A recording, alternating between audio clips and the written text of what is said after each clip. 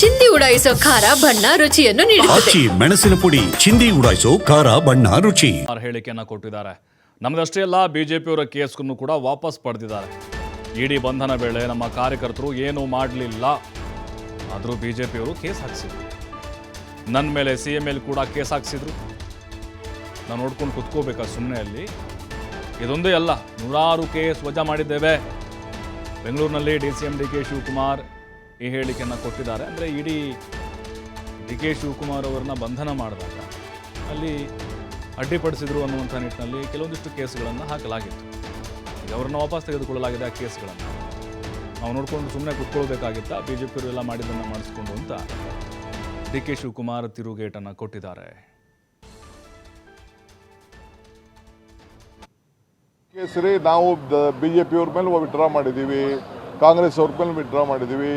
ಬೇಕು ಅಂತ ಆಗ ನಾನು ಇಡಿಗೆ ಹೋದಂಥ ಸಂದರ್ಭದಲ್ಲಿ ನಮ್ಮ ಕಾರ್ಯಕರ್ತರು ಯಾರೂ ಏನು ಮಾಡಲಿಲ್ಲ. ಕೆಲವು ಕೇಸ್ಗಳನ್ನೆಲ್ಲ ದಬಾವಣೆ ಮೇಲೆ BJP-ಯವರು ಹಾಕ್ಸಿದ್ರು.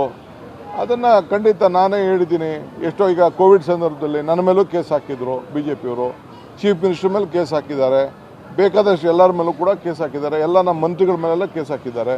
ನಾವು ನೋಡ್ಕೊಂಡು ಕೂತ್ಕೋಬೇಕಾ? ಬೇಕಾದಷ್ಟು ಪ್ರತಿಭಟನೆ ಮಾಡಿದ್ದಾರೆ, ರೈತರಿಗೋಸ್ಕರ ಮಾಡಿದ್ದಾರೆ, ಭಾಷೆಗೋಸ್ಕರ ಮಾಡಿದ್ದಾರೆ, ನ್ಯಾಯಕ್ಕೋಸ್ಕರ ಮಾಡಿದ್ದಾರೆ. ಇವತ್ತು ಯಾರೋ ನಾನು ಈಗ ಇಡಿ ಕೇಸು ನನ್ನ ಮೇಲೆ ವಜಾ ಆಯಿತು.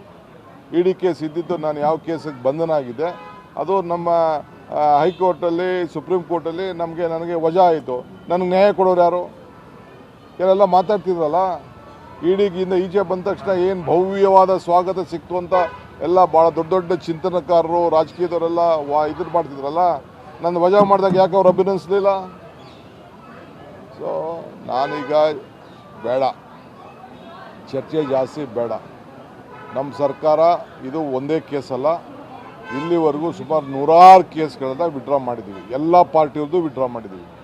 BJP-ಅವ್ರ ಮನವಿನೂ ಗಮನದಲ್ಲಿ ಇಟ್ಕೊಂಡು ವಿಡ್ರಾ ಮಾಡಿದ್ದೀವಿ. ರೈತ ಸಂಘದವ್ರದ್ದು ವಿಡ್ರಾ ಮಾಡಿದ್ದೀವಿ, ಚಳುವಳಿಗಾರರದ್ದು ವಿಡ್ರಾ ಮಾಡಿದ್ದೀವಿ.